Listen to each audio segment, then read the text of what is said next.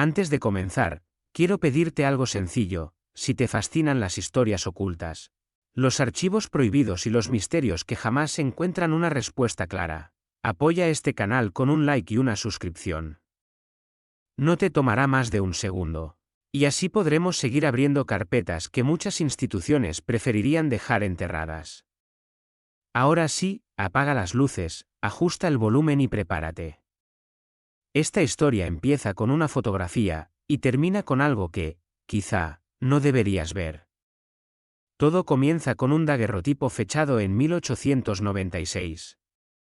Una técnica lenta, frágil, que obligaba al sujeto a permanecer inmóvil durante largos segundos. La imagen muestra a un hombre de pie, en un estudio oscuro, con la mirada fija en la cámara y la postura rígida de quien obedece al fotógrafo. Nada extraño. Salvo por un detalle, 2 meses antes, en un anticuario de Viena, apareció otra foto del mismo hombre. Mismo rostro. Mismos ojos. Mismo gesto. Pero la segunda foto estaba fechada en 1852. 44 años antes. Y el hombre no había envejecido ni un solo día. Este no fue el primer caso, pero sí el primero que llegó a manos de la Royal Photographic Society de Londres, una institución que, en teoría, solo preservaba imágenes históricas. En la práctica, también ocultaba las que no encajaban con la historia. La fotografía de 1896 fue comparada con la de 1852. Utilizando técnicas de medición facial que, para su época, eran casi experimentales. La coincidencia era absoluta. Las distancias entre los puntos de referencia del rostro, ángulo de la mandíbula, separación entre pupilas, inclinación de la nariz, eran idénticas. Los expertos no tardaron en concluir que no podía tratarse de dos personas distintas. Pero tampoco podía tratarse de la misma. El archivo se etiquetó como apócrifo. Sin comentarios adicionales. Sin explicación. Cerrar el caso parecía la solución más cómoda. Hasta que comenzaron a aparecer más fotografías. A diferencia de los primeros hallazgos, estas nuevas imágenes no mostraban solo hombres. Había mujeres, niños, ancianos. Pero lo que une a todos es que ninguno aparece en registros oficiales, no hay certificados de nacimiento. No hay documentos de propiedad, no hay notas en periódicos locales.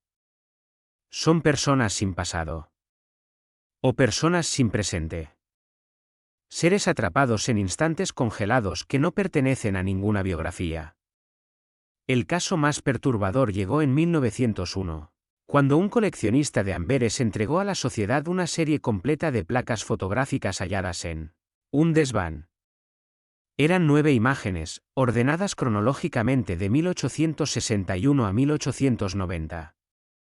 Retrataban a una mujer joven, siempre con la misma expresión serena, los mismos peinados y la misma ropa, como si la hubieran fotografiado el mismo día.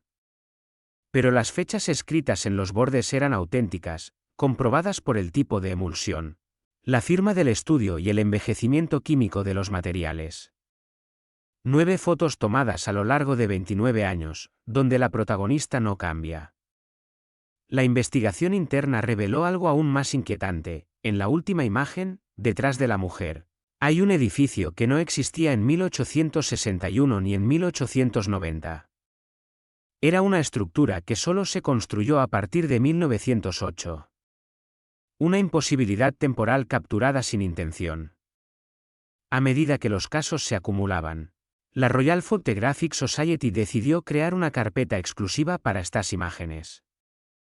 No tenía título oficial, pero los archivistas comenzaron a llamarla los negativos del silencio, porque cada foto parecía absorber más preguntas de las que respondía. La carpeta nunca abandonaba la sala y, según los registros internos, se cerró oficialmente en 1912, sin permitir más consultas. Sin embargo, esa decisión llegó demasiado tarde. Alguien ya había entendido que estas fotografías no eran errores, no eran manipulación, ni falsificaciones ingeniosas. Representaban un patrón. Uno de los investigadores más jóvenes, un tal Harold Whitmore, fue el primero en notar una coincidencia escalofriante. Las manchas químicas de las fotos, esos defectos que aparecen por el paso del tiempo, nunca tocaban los rostros de los sujetos. Siempre quedaban a unos milímetros, como si un vacío invisible protegiera la figura. Además, las sombras proyectadas por estas personas no seguían la dirección de la luz principal. A veces iban hacia la derecha, a veces hacia la izquierda, incluso si el resto de objetos del ambiente mantenían sombras coherentes. Whitmore lo anotó con una frase críptica: ellos no proyectan sombra en este mundo. Proyectan la de otro lugar. La teoría no fue bien recibida. Muchos la consideraron una fantasía. Pero entonces ocurrió algo que ya no pudieron ignorar. En 1904, un grupo de restauradores examinó la fotografía de un niño tomada en 1875. Para limpiar la emulsión, utilizaron una lámpara de arco voltaico, cuyo brillo azul podía revelar detalles escondidos. Al exponer la placa a la luz, algo emergió en el reflejo del vidrio. No detrás del niño, no a su lado, sino detrás de la imagen, como si un segundo sujeto estuviera atrapado dentro de la placa. Una figura sin rasgos, solo un contorno humano borroso, que parecía inclinar la cabeza hacia el niño. El efecto desapareció cuando apagaron la lámpara. Reapareció al encenderla. Ninguna explicación física pudo justificarlo. La placa, según los análisis, era auténtica. Los restauradores abandonaron la sala esa noche, dejando las luces encendidas por primera vez desde 1847. Pero esto no fue lo más inquietante. Lo más perturbador fue lo que sucedió 2 días después, cuando la sociedad recibió un paquete sin remitente. Dentro había una sola fotografía, fechada en 1891. Mostraba a un hombre de pie frente a una iglesia. Tenía un gesto neutral, las manos entrelazadas, la mirada fija en la cámara. No parecía especial. Hasta que uno de los archivistas lo reconoció. Era el mismo hombre que trabajaba en la recepción de la sociedad. El mismo rostro, la misma postura, pero el empleado tenía apenas 33 años, y la fotografía tenía más de un siglo. Cuando le mostraron la imagen, el hombre negó cualquier parentesco, pero su reacción fue indescriptible. No reconoció la foto. No reconoció el lugar. Pero reconoció algo en los ojos del hombre retratado, una profundidad inquietante, como si fuera una versión suya que nunca había vivido. El archivista dejó el trabajo semanas después. Y la fotografía desapareció misteriosamente del archivo. Desde ese momento, se tomó una decisión silenciosa: ninguna fotografía de este tipo debía ser estudiada más. Ninguna debía ser mostrada al público. Ninguna debía ser observada demasiado tiempo. Porque, según los informes redactados por el propio Whitmore, cuanto más se miran, más parecen mirarte de vuelta. Pero lo que nadie sabía entonces, lo que solo se descubriría mucho después, era que las fotografías no habían dejado de aparecer. Solo habían cambiado de lugar. De manos. De tiempos. La carpeta cerrada de la Royal Photographic Society no era el final, sino el comienzo de algo que aún no entendemos. Una cadena de imágenes imposibles, repetidas a lo largo de generaciones, capturando personas que no existen. O que existen demasiado. Esta fue solo la primera parte. En la parte 2 entrarás en el archivo prohibido. Conocerás su origen y descubrirás por qué algunas instituciones están dispuestas a destruir las fotografías, incluso si eso implica reescribir la historia. El archivo prohibido de la Royal Photographic Society se convirtió, con el paso de los años, en un objeto de fascinación silenciosa. No se hablaba de él. No se mencionaba en clases, ni en conferencias, ni en catálogos. Pero todos los fotógrafos veteranos sabían que existía. Cada uno tenía su propia versión de la historia, transmitida en susurros: una carpeta escondida, un estante sin etiqueta, un cajón metálico que nadie abre. Nadie sabía qué contenía exactamente. Nadie sabía cuántas fotografías había dentro.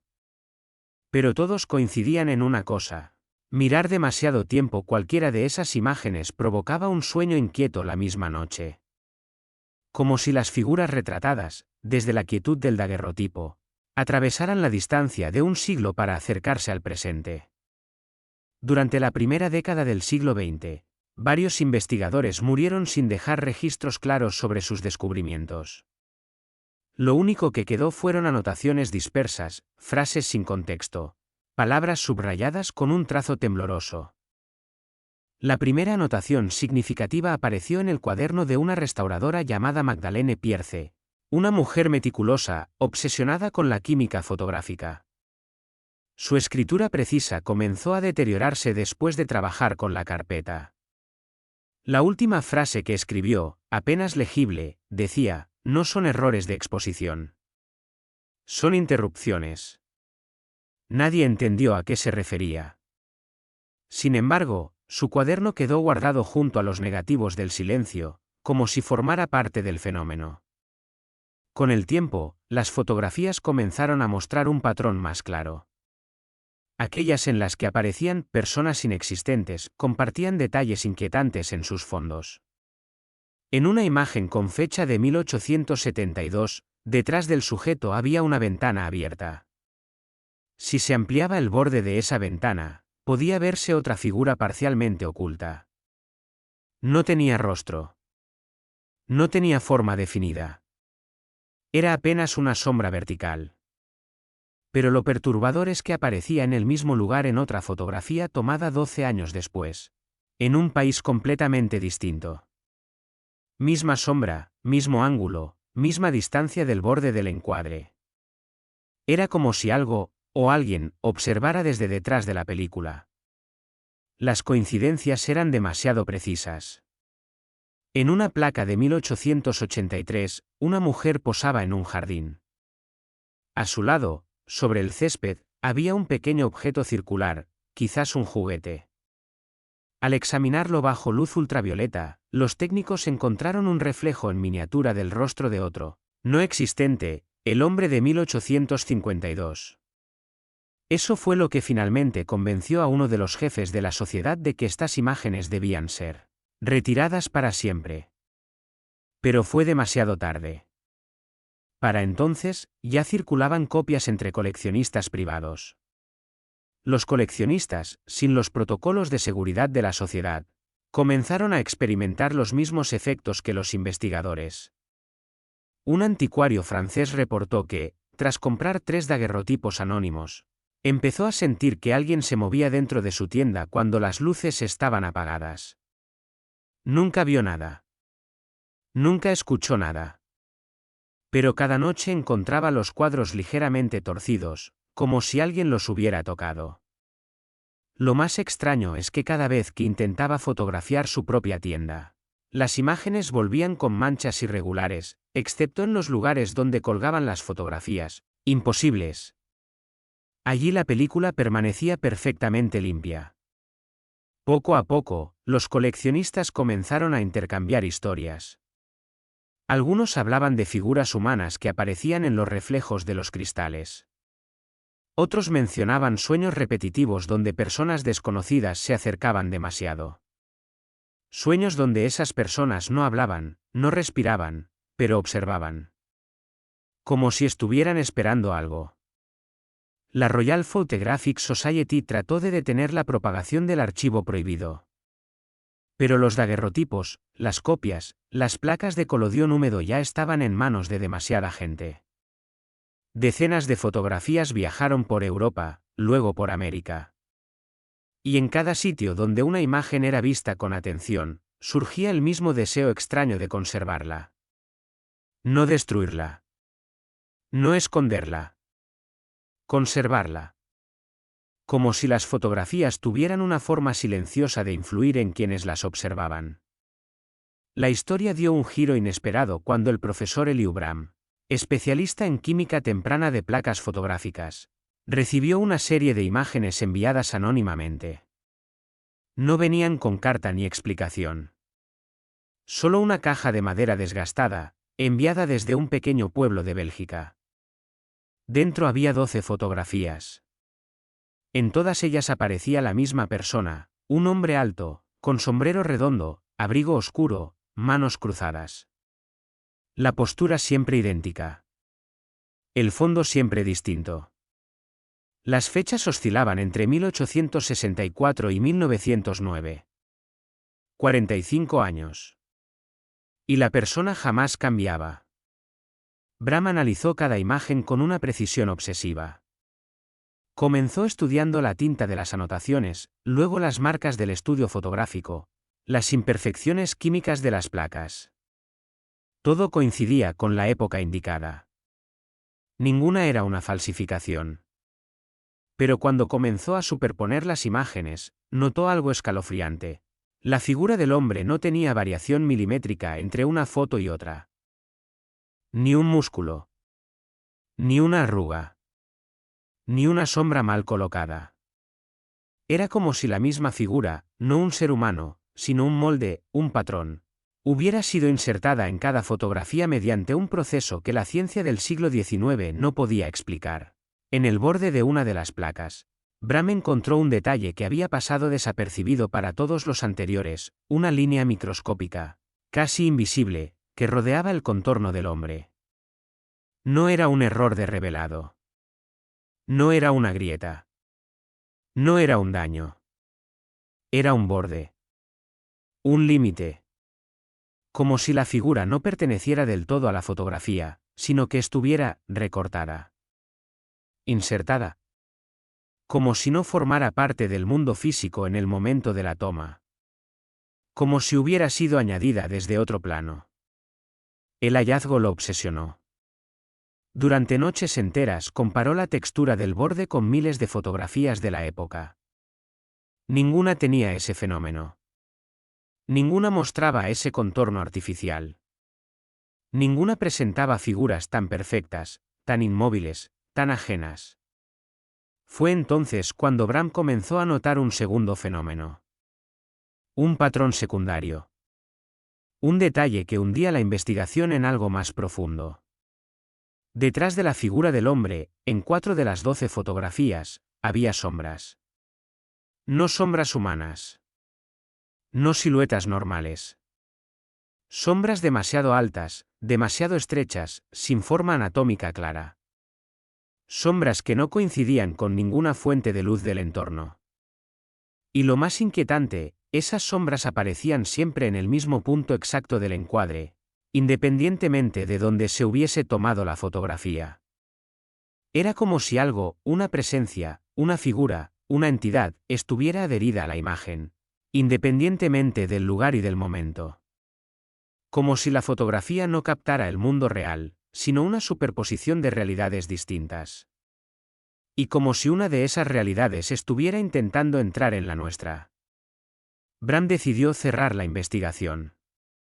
Quiso devolver las imágenes y olvidarse de todo. Pero nunca pudo hacerlo. Porque en la última fotografía, la de 1909, al aumentar el brillo y la exposición para analizar la sombra, descubrió algo más. Algo que ningún investigador anterior había visto. Reflejado en el vidrio del estudio fotográfico, apenas perceptible, había un segundo rostro. No el rostro del hombre. No el de una sombra. Sino el de una mujer. La misma mujer que había aparecido en los daguerrotipos de 1861 a 1890. La mujer que nunca envejecía. La que no aparecía en ningún registro histórico. Estaban juntos. 2 figuras imposibles, en una misma fotografía, separadas por décadas, por continentes, por vidas que jamás existieron. Y justo en ese momento, cuando Bram amplió aún más la imagen, descubrió algo que hizo temblar sus manos. En el reflejo, detrás de la mujer, había otra silueta. Un tercero.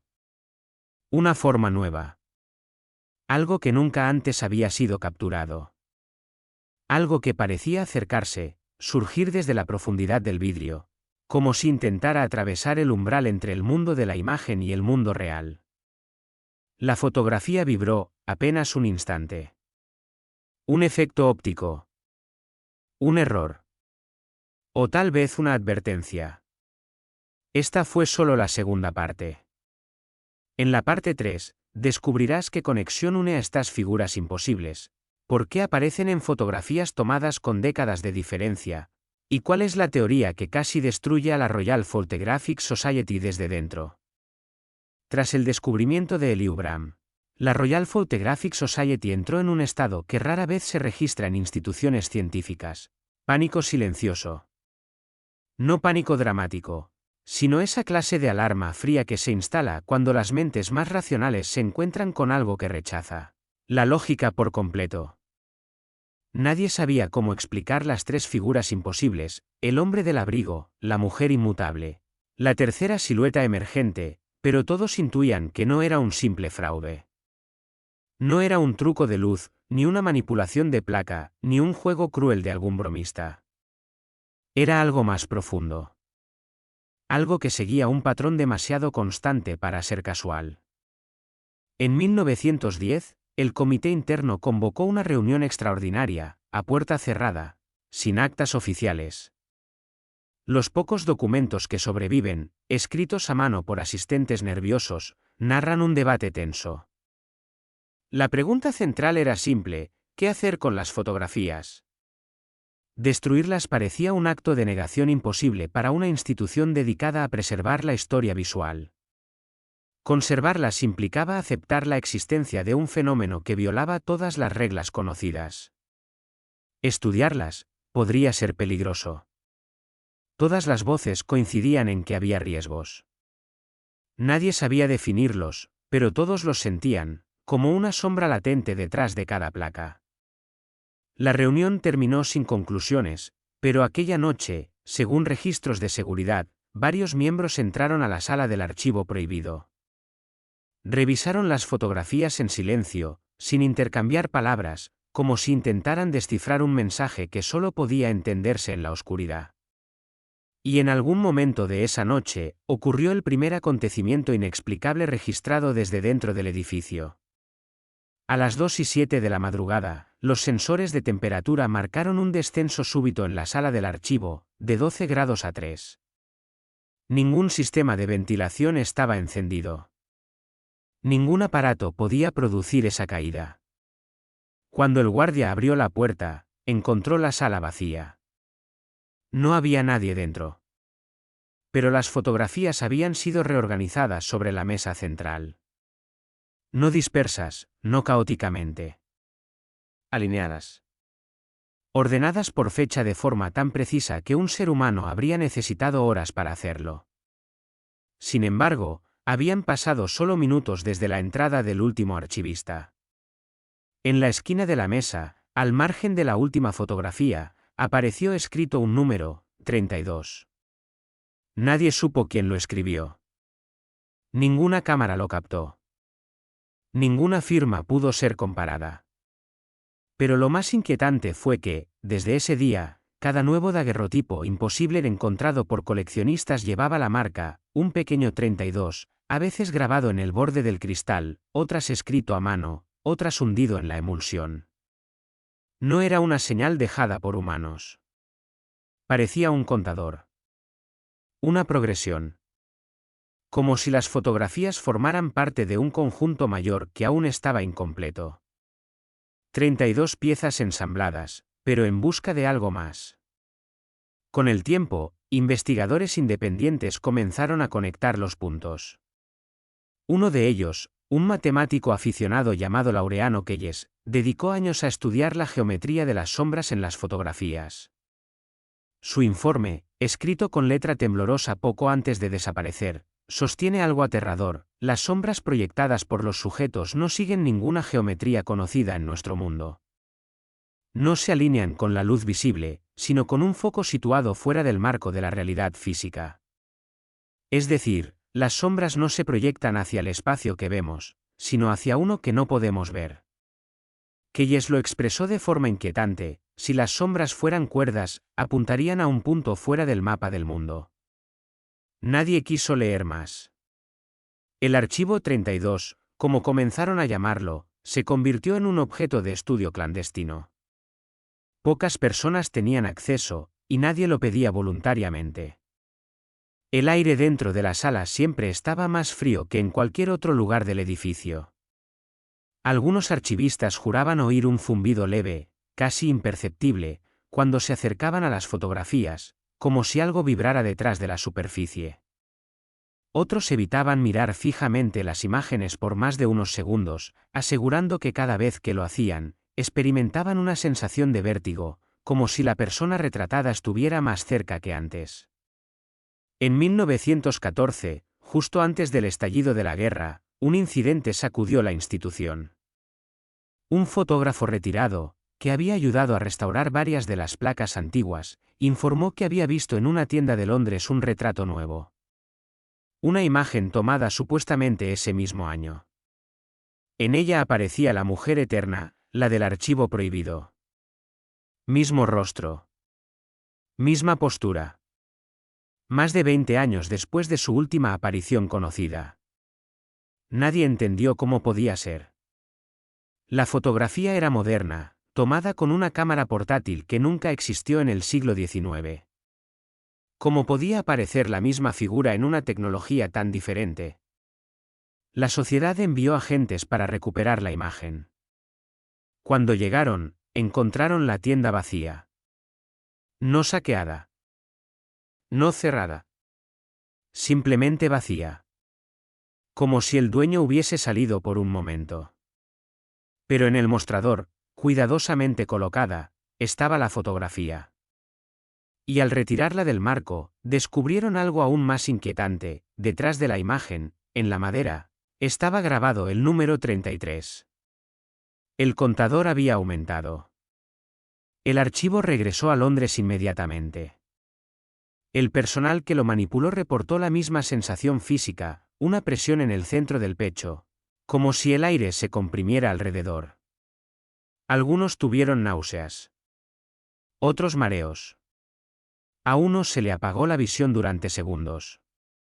Era como si la fotografía emitiera una señal imperceptible que interfería con la percepción humana. Nadie entendía por qué. Nadie entendía el propósito.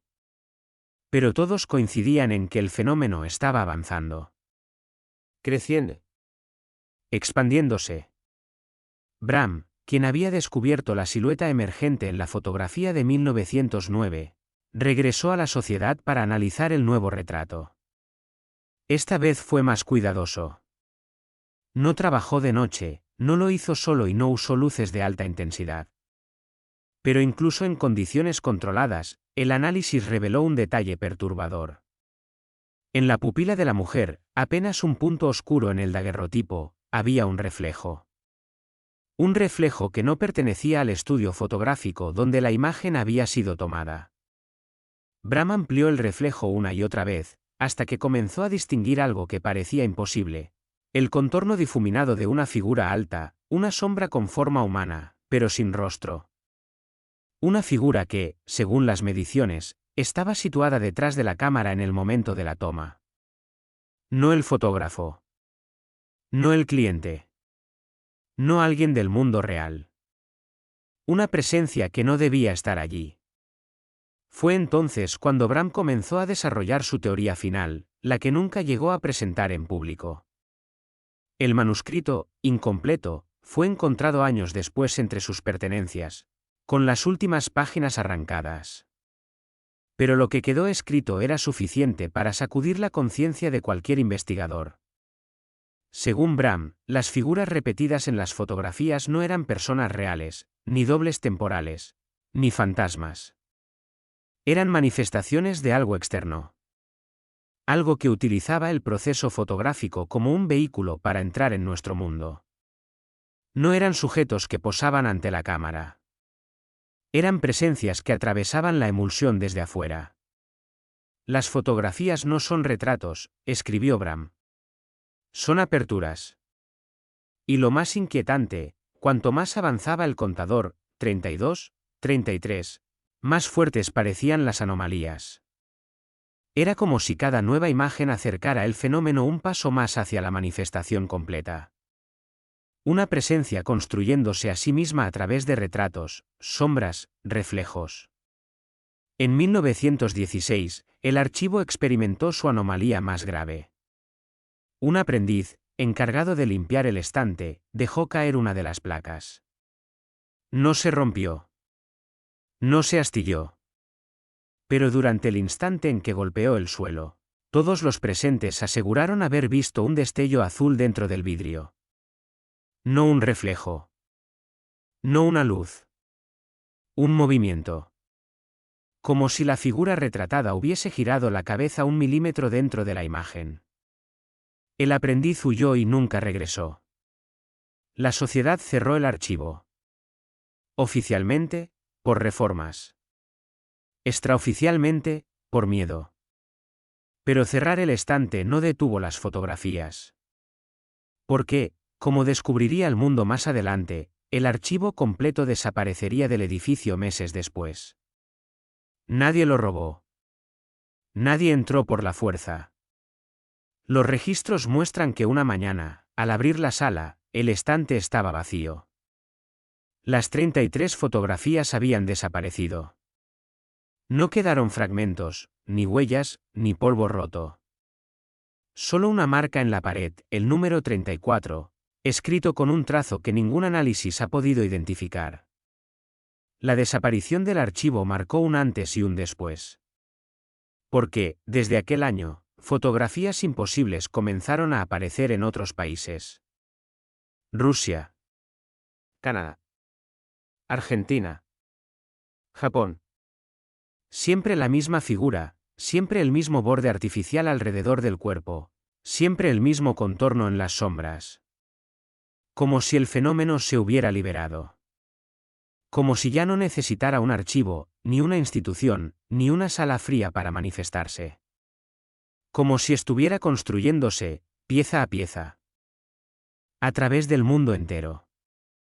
La parte 4 revelará qué descubrieron los últimos investigadores, qué significa el número en aumento, y cuál es la teoría final, la más oscura, la más perturbadora, la que explica que están formando todas estas fotografías juntas. El número 34 en la pared fue el último rastro físico del archivo original de la Royal Photographic Society. Desde aquella desaparición silenciosa, el fenómeno dejó de pertenecer a un solo edificio, a una sola institución o a un puñado de fotografías antiguas. Comenzó a disolverse en el mundo, como un rumor que toma forma, como una presencia que aprende a moverse sin depender del soporte que antes la limitaba. Los años que siguieron a 1916 fueron un momento de transición, aunque nadie entendió su significado hasta mucho después. Las fotografías imposibles comenzaron a aparecer en lugares insólitos. No en laboratorios, no en colecciones privadas, sino en los espacios cotidianos del mundo. En un álbum familiar en Montreal, una niña de 10 años encontró en medio de las fotos de cumpleaños de su abuela un retrato que nadie recordaba haber tomado. En él aparecía un hombre con sombrero redondo y manos cruzadas. El fondo parecía europeo, no canadiense. Nadie en la familia lo reconoció. 3 días después, la niña empezó a tener la misma pesadilla todas las noches, el hombre parado al pie de su cama, inmóvil, con ese gesto apacible que, en otro contexto, habría parecido amable. En Buenos Aires, un historiador recibió por correo un sobre sin remitente. Dentro había 2 fotografías, una tomada supuestamente en 1874 que mostraba a una mujer frente a un edificio inexistente, otra, fechada en 1922, donde aparecía la misma mujer, en la misma pose, con la misma ropa. Ninguna arruga nueva. Ninguna diferencia en el gesto. El historiador, muy racional y poco dado a supersticiones, guardó las fotos en un cajón y decidió ignorarlas. 2 semanas después, su asistente encontró el cajón vacío. En su lugar, sobre la madera, había un número escrito con carbón, 35. El contador avanzaba. Los investigadores posteriores comprendieron que las fotografías estaban siguiendo un ciclo. Cada aparición nueva correspondía a un incremento en el número, como si las imágenes estuvieran siendo completadas, ensambladas en una secuencia que tenía un principio y un fin. Cuantas más fotografías aparecían, más complejas se volvían las manifestaciones. Las sombras ya no eran apenas contornos borrosos, comenzaban a adoptar formas reconocibles. Brazos, hombros, perfiles. Como si algo se estuviera acercando desde detrás de la emulsión, ganando volumen, ganando definición. La teoría más inquietante surgió entre 1920 y 1926, cuando varios científicos independientes comenzaron a comparar los rostros repetidos con técnicas rudimentarias de superposición. Lo que descubrieron cambió la naturaleza del fenómeno para siempre. La mujer que aparecía en fotos durante 30 años, el hombre inmutable del abrigo, el niño de 1875, incluso las figuras borrosas del fondo, todos compartían proporciones anatómicas idénticas. Eran variaciones de un mismo molde, simetría facial perfecta, distancias constantes entre los ojos, articulaciones ubicadas en coordenadas idénticas. No eran individuos. No eran personas reales. Eran iteraciones. Modelos. Proyecciones. Formas de una única entidad intentando multiplicar su presencia en distintos puntos del tiempo. El mundo aún no lo sabía, pero las fotografías eran un mapa. Y cada retrato era una coordenada. En 1927, un físico obsesionado con la geometría fractal propuso la teoría más radical: las fotografías no capturaban momentos diferentes, sino el mismo instante repetido, filtrado a través de distintas épocas. Cada aparición de la figura era una ventana hacia un punto en común, un núcleo central desde el cual la entidad se proyectaba. No eran fotos del pasado, ni fotos del futuro, sino fragmentos del mismo espacio, del mismo lugar, reflejado en cámaras humanas incapaces de comprender lo que estaban registrando. Esa idea quedó archivada como delirio, hasta que aparecieron las fotografías modernas. La primera surgió en 1934. Un turista alemán tomó una foto con una cámara de rollo Kodak en un mercado de Lisboa. Al revelar el carrete, encontró entre las imágenes una fotografía que él jamás había tomado.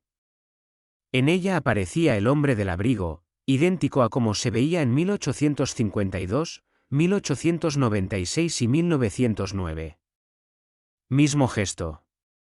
Pero esta vez había una diferencia crucial: al fondo, reflejado en el escaparate de una tienda, se veía un objeto que no debía estar allí en ninguna de esas épocas. Una cámara. Pero no la del turista.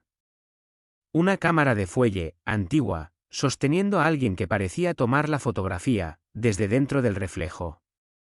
La figura que manejaba la cámara no tenía rostro.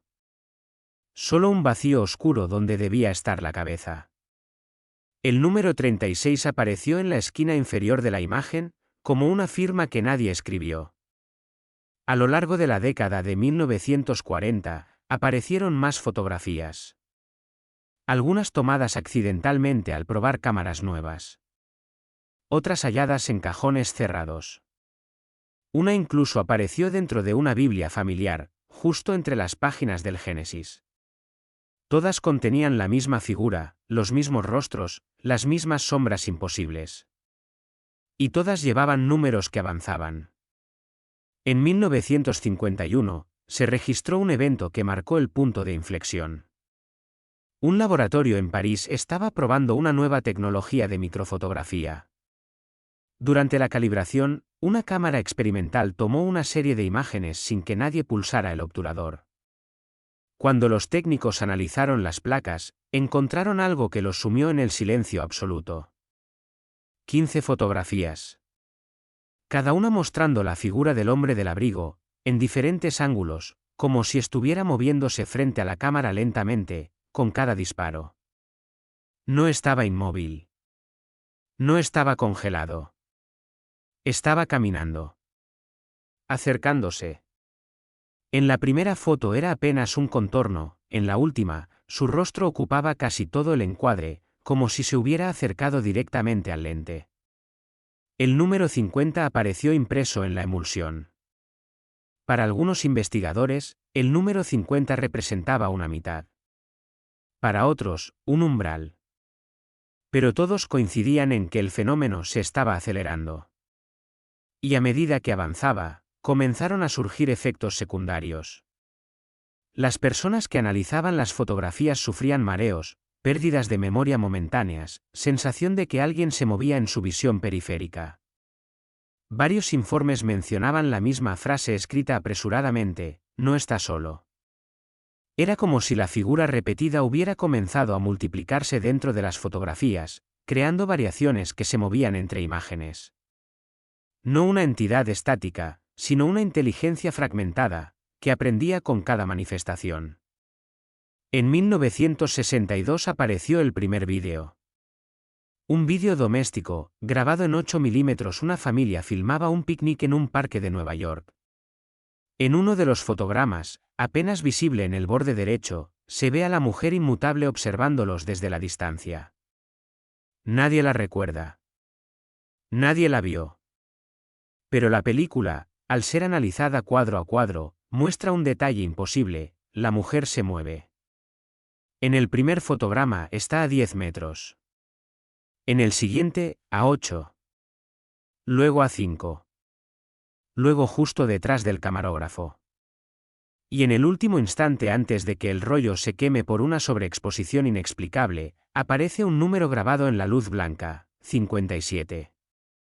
El contador seguía avanzando.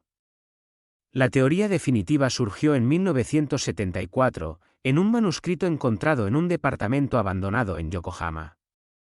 El autor, un lingüista que había desaparecido semanas antes, dejó solo una frase como introducción: cuando llegue el número 100, ya no estarán en las fotografías. El resto del manuscrito era una explicación meticulosa y perturbadora. Las figuras no intentaban registrarse en fotos humanas. Estaban utilizando las fotos para construir un puente. Cada imagen era una pieza, una coordenada, un fragmento de un mapa dimensional. Cuando el contador llegara a 100, el mapa estaría completo. Y lo que fuera que se manifestara en las sombras, en los reflejos, en los bordes de la emulsión, no necesitaría ya el soporte de la fotografía. Tendría suficiente estructura para aparecer fuera de ella. Varios investigadores intentaron detener el proceso. Quemaron imágenes. Destruyeron negativos. Eliminaban cada fotografía imposible que encontraban. Pero el contador no retrocedía. No se detenía. Porque el fenómeno no dependía del número de fotos conservadas, sino del número de fotos creadas. Una vez capturada, la coordenada quedaba registrada para siempre, incluso si la imagen se destruía. La entidad no necesitaba que existiera físicamente. Solo que hubiese existido. En 1983 apareció el número 99. Fue en una fotocopia. No en un daguerrotipo ni en una toma profesional.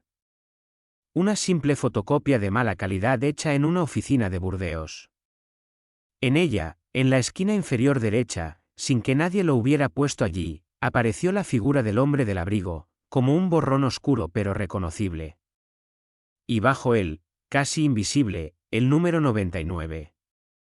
Desde entonces, el mundo ha estado esperando la fotografía número 100. Nadie sabe en qué forma aparecerá. Nadie sabe quién la tomará. Podría ser un reflejo en un teléfono móvil, un error de una cámara de seguridad, un destello en una transmisión en vivo. No importa. La progresión no se detiene. Las figuras ya aparecen en formatos del siglo XXI. Y cada vez están más definidas. Cada vez más cercanas. Cada vez más presentes. Hay quienes creen que la fotografía número 100 ya fue tomada, pero que aún no ha sido encontrada. Otros dicen que aparecerá en el momento en que más cámaras estén apuntando al mundo al mismo tiempo. Y algunos piensan que no importa cuándo llegue. Porque el puente está casi completo. Y lo que sea que esté al otro lado lleva más de un siglo tratando de atravesarlo. Si alguna vez, mientras revisas tus imágenes, encuentras un rostro que no recuerdas, una figura en el fondo que no estaba allí cuando tomaste la foto, o un número diminuto oculto en la esquina, no lo ignores. Podría ser la imagen número 100. O peor aún, podría ser la señal de que ya no necesitan fotografías para mirarnos.